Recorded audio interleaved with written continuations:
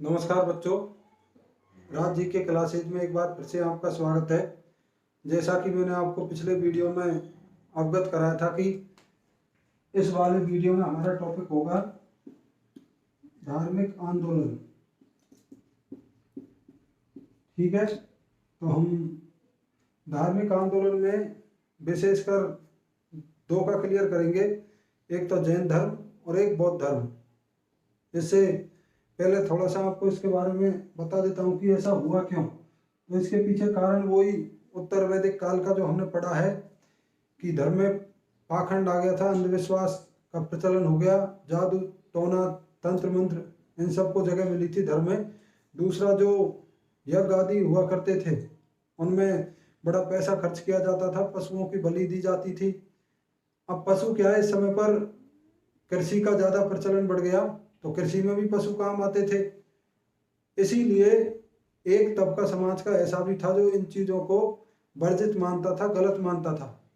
तो उन्होंने विरोध शुरू किया और उसी तबके से ये आंदोलन निकल कर आए, जिसमें विशेषकर ये था कि देखो, एक तो इसमें ईश्वर की मान्यता नहीं थी, दूसरा ये वेदों को नहीं मानते थे। वेदों को ये ऐसा नहीं मानते कि किसी दूसरी परम शक्ति ने लिखे, ये मानते थे कि किसी आम आदमी के द्वारा ही लिखे गए। तो इसलिए ये निकल कर आए दो तीन पंथ। तो हम पहले क्लियर करेंगे जैन धर्म का। ठीक है, धार्मिक आंदोलन में हम पहले क्लियर करेंगे जैन धर्म का। ठीक है, विशेषकर दो पढ़ेंगे इसमें, जैन धर्म और बौद्ध धर्म। अब जैन का मतलब होता है, देखो, जिनका अनुयायी, जिनका फॉलोअर, अनुगामी। अब जिनसे मतलब क्या है, विजेता। ठीक है, जिनसे मतलब है विजेता, जीतने वाला। अब किस पर जीतने वाला? अपने मनोविकार, ये लोभ लालसा, इन चीजों पर जो विजय प्राप्त कर लेता है उसको जिन बोला गया है। ठीक है, जैन धर्म में तो जिन के अनुगामी को जैन बोला गया है, और जिन का मतलब होता है विजेता। इसी के लिए एक दूसरा शब्द इस्तेमाल होता है तीर्थकर। तीर्थकर का वास्तव में मतलब होता है घाट बनाने वाला, जो घाट से आदमी पार हो सके समुद्र में या नदी में, जो हम वास्तव में तो उसके लिए बोलते हैं, पर यहाँ पर घाट बनाने वाले से मतलब है ऐसा व्यक्ति जो इस जीवन के भवसागर से पार करवा दे घाट बनाकर, तो उसको तीर्थकर बोला गया है। तो तीर्थकर का जैन धर्म में इतना ही महत्व है जितना हिंदू धर्म में देवी देवताओं का है। और यहीं से हम क्लियर करते हैं। तो देखो, जैन का मतलब होता है जिनका अनुगामी, जिनका मतलब होता है विजेता, और जिनके लिए ही दूसरा शब्द इस्तेमाल हुआ है तीर्थकर। और तीर्थकर का मतलब है घाट बनाने वाला। और जैन धर्म में टोटल तीर्थकरों की संख्या है 24। बड़ा जरूरी है ये। ठीक है, क्लियर कर लेना, टोटल जो तीर्थकर 24 है उनकी संख्या। अब इनमें अपने जो काम के हैं वो हम क्लियर करते हैं। तो देखो, दो चार है हमारे काम के। एक तो सबसे पहला ऋषभदेव। ठीक है, ये पहला तीर्थकर है, ऋषभदेव पहला तीर्थकर है। ये बिल्कुल ABCD है जीके की कि जैन धर्म का पहला तीर्थकर कौन है। तो जैन धर्म का पहला तीर्थकर ऋषभदेव है, और ऋषभदेव का वर्णन ऋग्वेद में आता है। ये क्लियर रखना, ऋषभदेव का वर्णन उल्लेख ऋग्वेद में आता है। और ऋषभदेव के लिए ही दूसरा नाम इस्तेमाल किया जाता है आदिनाथ। ठीक है, और एक और इस्तेमाल होता है केसरिया नाथ, क्योंकि इसकी पूजा करते समय इस पर केसर चढ़ाई जाती है। तो केसरिया नाथ का मंदिर बड़ा फेमस है उदयपुर का। तो केसरिया नाथ और आदिनाथ दोनों ऋषभदेव के ही नाम है, जो कि जैन धर्म का पहला तीर्थकर है। और इनका जिक्र किसमें आया है? ऋग्वेद में। तो एक तो पहला जरूरी हो गया। इसके बाद में एक 19वां, तो 19वां है मल्लीनाथ। ठीक है, 19वां मल्लीनाथ है, इतना जरूरी नहीं है पर फिर भी मैं बता देता हूँ।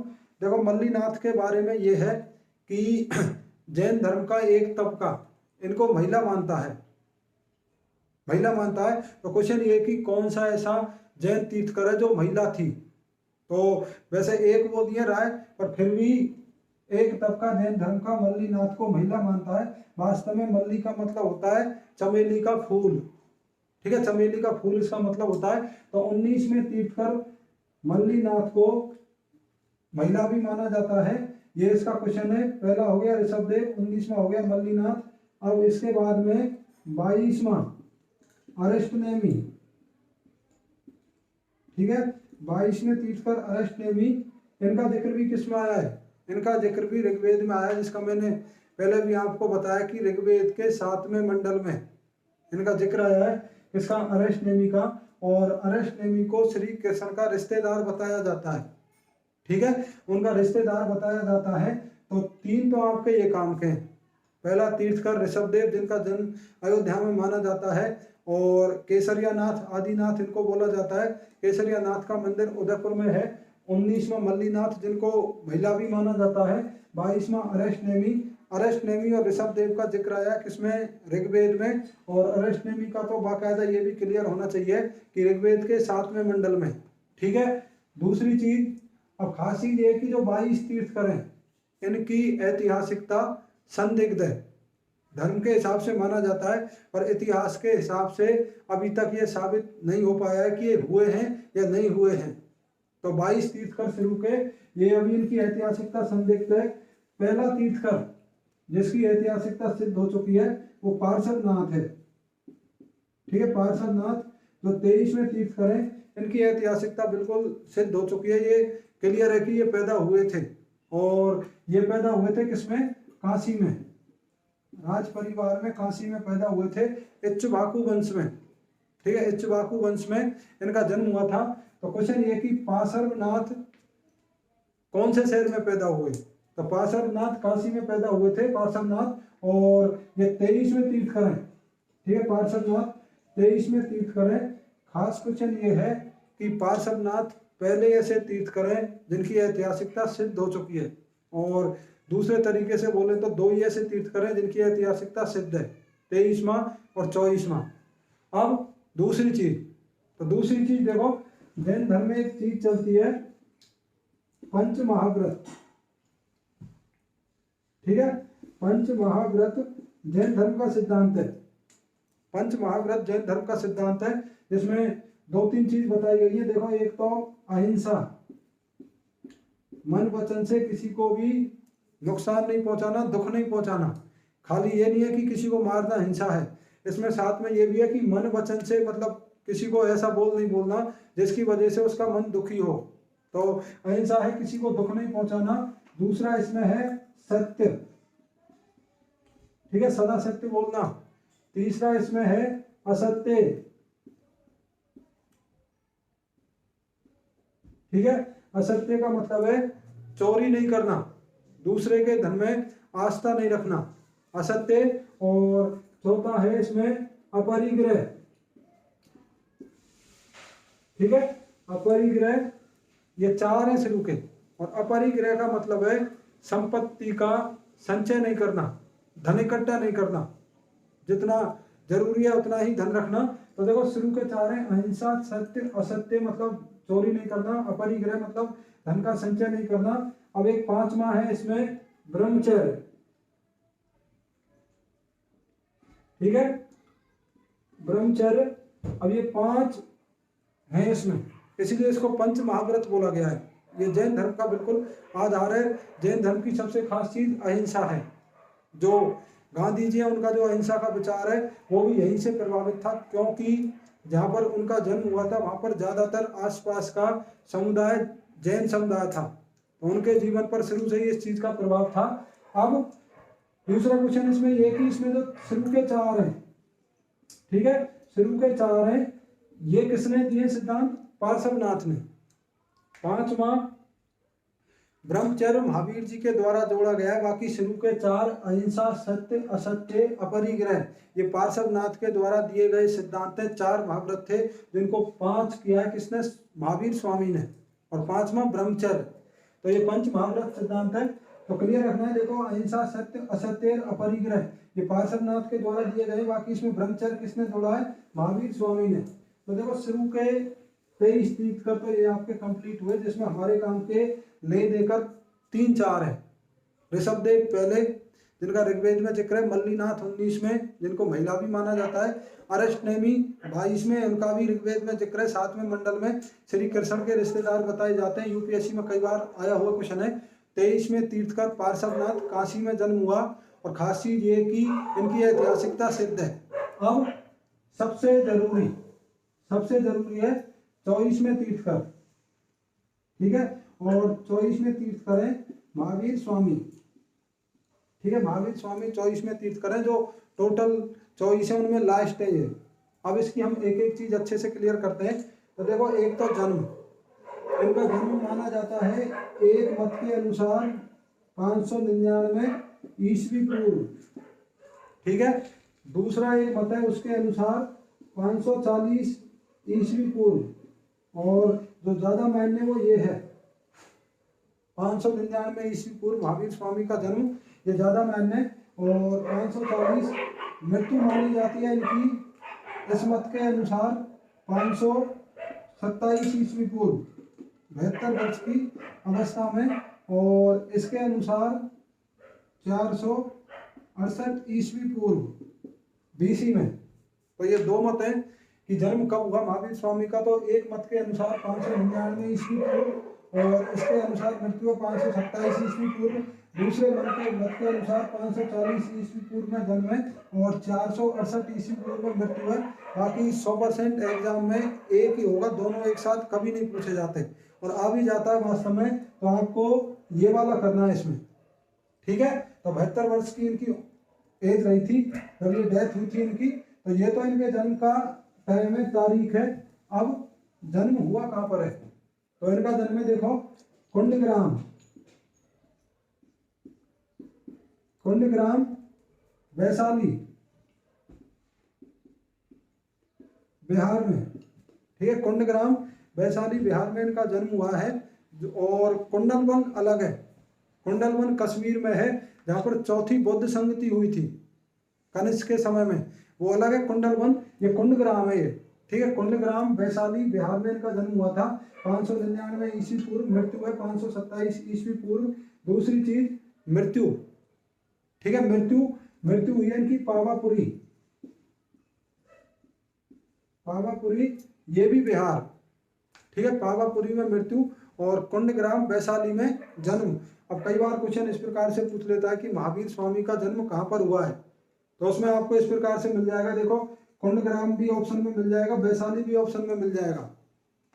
ऐसा ऑप्शन देने पर 100% आपको आंसर करना है छोटी जगह, तो इसका ज्यादा सटीक आंसर कुंडग्राम है, क्योंकि कुंडग्राम वैशाली में है। इसी तरीके का क्वेश्चन बुद्ध का पूछा जाता है, लुम्बिनी कपिलवस्तु, तो उनका जन्म लुम्बिनी में ज्यादा सटीक है मुकाबले कपिलवस्तु के, क्योंकि कपिलवस्तु के अंदर लुम्बिनी है। इसी प्रकार से जहांगीर का पूछा जाता है कि जहांगीर का मकबरा कहाँ पर है, तो उसमें ऑप्शन होता है सादरा, और साथ में लाहौर भी दे दे, तो उसमें सटीक आंसर है सादरा, क्योंकि सादरा किसके अंदर है, लाहौर के अंदर, रावी नदी के किनारे। तो इस प्रकार से हमेशा छोटी जगह सटीक आंसर होती है, ठीक है, छोटी जगह सटीक आंसर होती है। तो कुंडग्राम वैशाली में जन्म, पावापुरी में मृत्यु हुई है, 599 ईस्वी पूर्व में जन्म है, और 527 ईस्वी पूर्व में मृत्यु है, ठीक है। दूसरी चीज, बचपन का नाम वर्धमान, ठीक है, इनके बचपन का नाम वर्धमान है। बताते हैं कि इनके जन्म होने के बाद में जो इनके पिताजी हैं उनके पैसे की बड़ी वृद्धि हुई थी, तो इसीलिए इनका नाम वर्धमान रख दिया उन्होंने। मतलब वर्धमान का मतलब होता है वृद्धि होना, तो वर्धमान इनके बचपन का नाम है। और इनके पिता का नाम क्या है, सिद्धार्थ,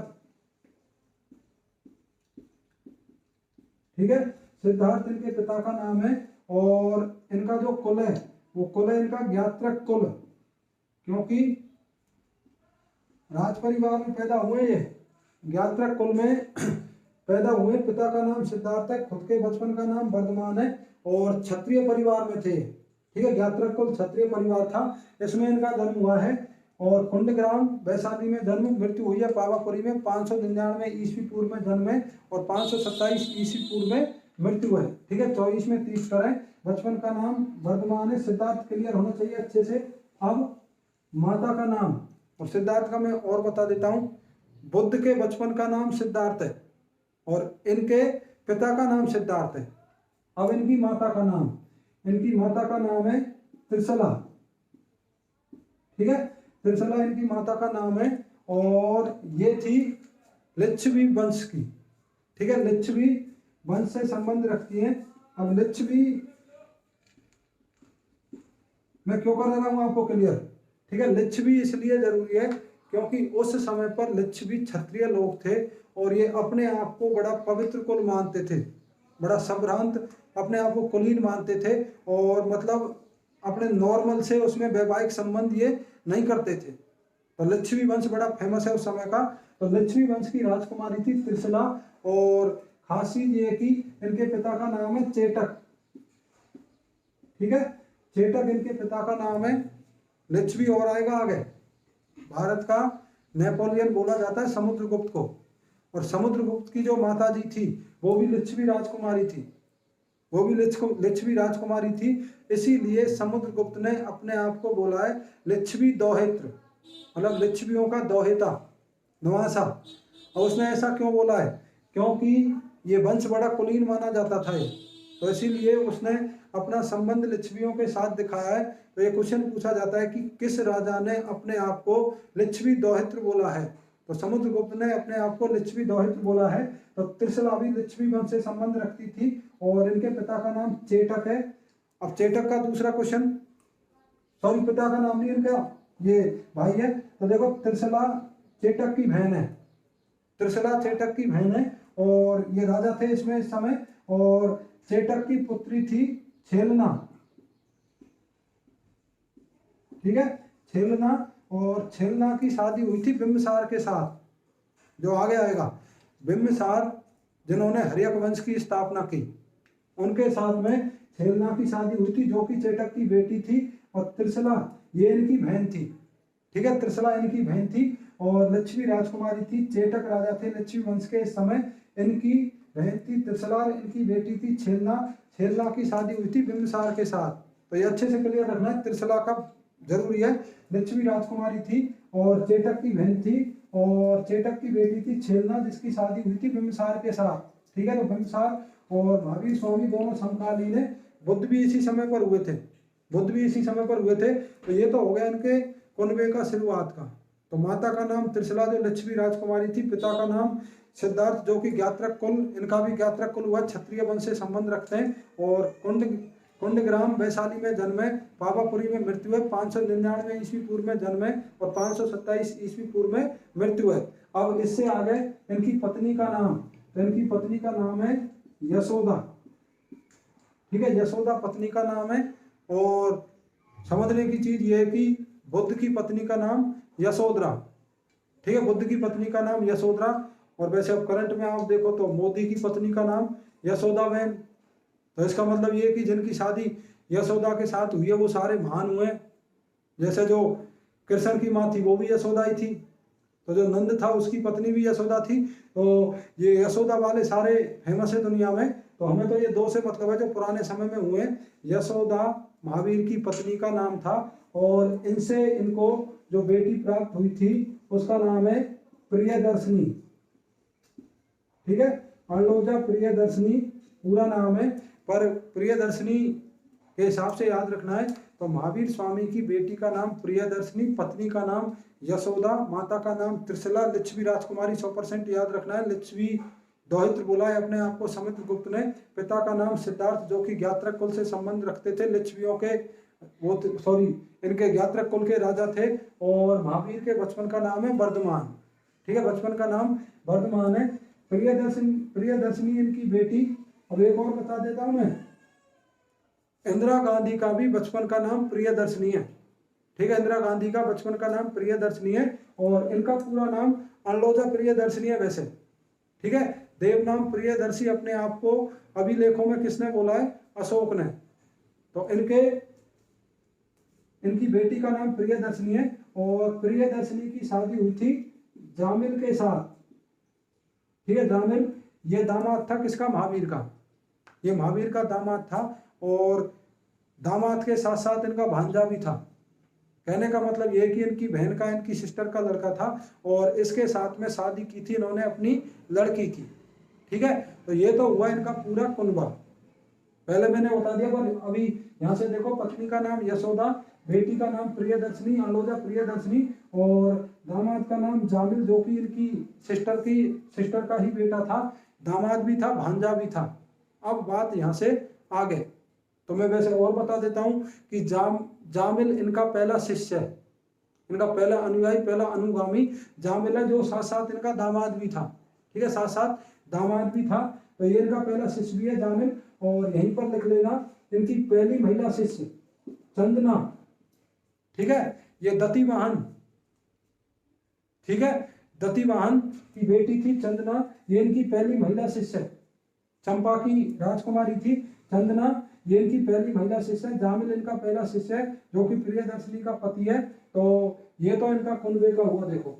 ठीक है, बहुत जरूरी है, यहीं से क्वेश्चन कई बार पूछे जाते हैं। तो एक तो ये चीजें अच्छे से क्लियर होनी चाहिए। ठीक है, पिता का नाम, माता का नाम, बेटी का नाम, दामाद का नाम, कुल, जन्म, जगह, ये मैंने आपको एक एक करके क्लियर करा दी। अब आ जाओ दूसरी तरफ। तो दूसरी तरफ बात इस प्रकार से कि जब इनके माता पिता की डेथ होगी, माता पिता की डेथ होगी, सांसारिक दुनिया में इनका मन लगा नहीं, तो इन्होंने क्या किया, 30 वर्ष की उम्र में अपने भाई नंदीवर्धन से आज्ञा लेकर संन्यास जीवन धारण कर लिया।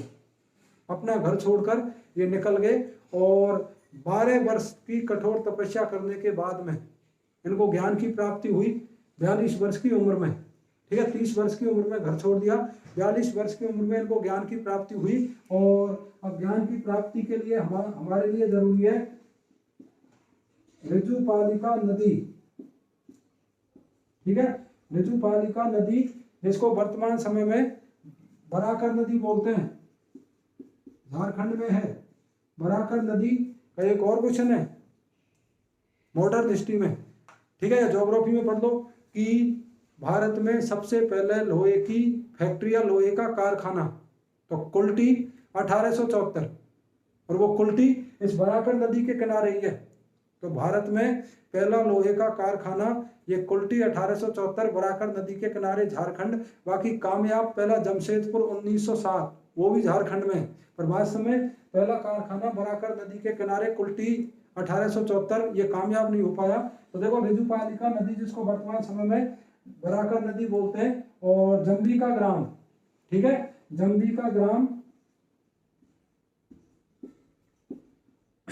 जम्बी का ग्राम ऋजुपालिका नदी के किनारे। और पेड़ कौन सा है, साल के वृक्ष के नीचे। ठीक है, साल के वृक्ष के नीचे इनको ज्ञान की प्राप्ति हुई थी। तो ये 3 चीज याद रखनी है। ऋजुपालिका नदी, जिसको बराकर नदी बोलते हैं, वर्तमान समय में पहली लोहे की फैक्ट्री या कारखाना। दूसरा, जम्बी का ग्राम, साल के वृक्ष के नीचे इनको ज्ञान की प्राप्ति हुई थी। तो ये अच्छे से क्लियर कर लेना। 42 वर्ष की उम्र में ऋजुपालिका नदी, जम्बी का ग्राम, साल के वृक्ष के नीचे ज्ञान की प्राप्ति हुई। अब देखो, जब ज्ञान की प्राप्ति होगी तो उसको बांटेगा भी जरूर आदमी। इन्होंने जो ज्ञान बांटा है वो कौन सी भाषा में बांट दिया, प्राकृत। ठीक है, प्राकृत भाषा में उपदेश दिए थे महावीर स्वामी ने। ठीक है, प्राकृत भाषा में महावीर स्वामी ने उपदेश दिए थे। और प्राकृत का मैं अच्छे से क्लियर करा देता हूँ, एक साथ क्लियर कर लेना। देखो, प्राकृत, एक तो महावीर स्वामी के द्वारा अपने उपदेश प्राकृत भाषा में दिए गए। दूसरा क्वेश्चन, जैन साहित्य, जो जैन लिटरेचर है, वो भी कौन सी भाषा में, प्राकृत में। तो ये तो कोई बड़ी बात नहीं है। और प्राकृत शुरुआत में अर्धमागधी, ठीक है, अर्धमागधी या प्राकृत एक ही बात है। तो प्राकृत में उपदेश दिए इन्होंने, प्राकृत में ही साहित्य है। प्राकृत का दूसरा क्वेश्चन है, अशोक के अभिलेख कौन सी भाषा में लिखे गए हैं। तो अशोक के अभिलेख प्राकृत भाषा में लिखे गए हैं। ठीक है, प्राकृत भाषा में अशोक के अभिलेख, प्राकृत में महावीर स्वामी ने उपदेश, प्राकृत में जैन साहित्य। इसके बाद में तीसरा क्वेश्चन, सातवाहन वंश की भाषा, जो साउथ में हुआ है, सातवाहन, महाराष्ट्र और आंध्र प्रदेश। तो सातवाहन वंश के समय भी कौन सी भाषा चलती थी, प्राकृत। ठीक है, सातवाहन वंश के समय में कौन सी भाषा चलती थी, प्राकृत। दूसरा, गुप्त काल में, 2 तरीके से, गुप्त काल में यदि दरबार की भाषा पूछी जाए, कोर्ट की लैंग्वेज पूछी जाए, तो दरबार की भाषा है संस्कृत। पर यदि पूछी जाए आम जनता की भाषा, तो आम जनता की भाषा कौन सी थी, प्राकृत। तो ये 4 क्वेश्चन है, 4-5 क्वेश्चन है, अच्छे से क्लियर कर लेना। महावीर के उपदेश, जैन साहित्य, अशोक के अभिलेख और सातवाहन वंश की भाषा और गुप्त काल में आम जनता की भाषा कौन सी हुई? प्राकृत। ठीक है, अच्छे से क्लियर कर लेना, एक साथ ही करवा दिया मैंने, आगे फिर से रिवाइज करा दूंगा। अब दूसरी चीज, वर्तमान इनके बचपन का नाम, पर जब इनको ज्ञान की प्राप्ति होगी तो ज्ञान की प्राप्ति होने के बाद में इनको जो नाम दिए गए वो दिए गए, देखो एक तो जिन, तो इसमें तीर्थ करें, अच्छे से क्लियर है। जिनका मतलब है विजेता, जो भी मैंने बताया, जिनका मतलब है विजेता। दूसरा एक बोला गया इनको अहर्त, अहर्त का मतलब है पूजनीय, जिसकी पूजा की जाती है, जिन, अहर्त। इसके बाद में निर्ग्रंथ, ठीक है, निर्ग्रंथ का मतलब है बंधनहीन, जिसमें किसी प्रकार का बंधन ना हो, उसको निर्ग्रंथ बोला गया है। और साथ साथ निर्ग्रंथ उसको भी बोला गया है जो पार्श्वनाथ है उसके शिष्यों को भी निर्ग्रंथ बोलते थे। ठीक है, उनके शिष्यों को भी निर्ग्रंथ बोलते थे और इनको भी निर्ग्रंथ बोला गया है। महावीर स्वामी को ज्ञान की प्राप्ति के बाद में, इसके बाद में महावीर पराक्रमी, ठीक है, महावीर का मतलब है पराक्रमी। तो ये सारे नाम इनको ज्ञान प्राप्त होने के बाद दिए गए हैं, जन, अहर्त, निर्ग्रंथ और महावीर। जिनका मतलब है विजेता, अहर्त का मतलब है पूजनीय और निर्ग्रंथ का मतलब है बंधनहीन। और निर्ग्रंथ पार्श्वनाथ के शिष्यों को भी बोला जाता था। इसके बाद में महावीर, ठीक है, इसका मतलब है पराक्रमी। अब राजस्थान के हिसाब से एक और क्वेश्चन बता देता हूं मैं। शुरुआत में इनको जीवंत स्वामी के नाम से जाना जाता था, ठीक है, महावीर स्वामी बाद में हुआ है, शुरुआत में इनको जीवंत स्वामी के नाम से जाना जाता था। और जीवंत स्वामी के नाम से इनको विशेषकर सिरोही, जालौर, पाली और कुछ गुजरात का हिस्सा जो जैन धर्म का सबसे मेन एरिया है, वहां पर इनको जीवंत स्वामी के नाम से या जीवंत स्वामी के नाम से भी इनकी पूजा होती थी। ठीक है, ये इनके नाम हो गए। लैंग्वेज मैंने अच्छे से बता दी। अब उपदेश दिया कहाँ पर है, तो देखो पहला उपदेश इन्होंने विपुलचल पहाड़ी के ऊपर राजगृह, ठीक है, राजगृह, ये बिहार में जो हरियर वंश की राजधानी थी, ठीक है, गृहबीज राजगृह, बाद में पाटलिपुत्र बना है, पटना बना है, इसी से आसपास की जगह है। तो विपुलचल पहाड़ी राजगृह में इन्होंने पहला अपना उपदेश दिया है। प्राकृत भाषा में उपदेश है। नाम मैंने आपको क्लियर करा दिए। शिष्य मैंने आपको बता दिया, इनका पहला शिष्य जामिल इनका खुद का दामाद है। चंदना जो दतिवाहन की पुत्री थी, चंपा की राजकुमारी, वो इनकी पहली महिला शिष्य है। इसके बाद में दूसरी चीज, अब जब इनके अनुयायी बढ़ते चले गए, संघ बन गया, इनका बड़ा संगठन हो गया, तो इन्होंने क्या किया, संघ की स्थापना कर ली, खुद इसके अध्यक्ष हो गए, खुद संघ के अध्यक्ष हो गए। और क्या किया, संघ को बांट दिया 11 भागों में, 11 भागों में बांट दिया और 11 भागों का एक मुखिया बना दिया जिसको बोल दिया गणधर। ठीक है, वो इसके अनुयायी होते थे, गणधर इनको नाम दे दिया। अब ये भी पूछा जाता है कि गणधर क्या है, तो गणधर वास्तव में जो संघ को 11 भागों में बांटा गया है उनका मुखिया हुआ करता था ये। और अब इसमें जो सबसे खास क्वेश्चन है वो ये है कि ये 11 गणधरों में से, ठीक है, ये 11 गणधरों में से 10 की मृत्यु खुद महावीर से पहले होगी, खुद इनसे पहले होगी।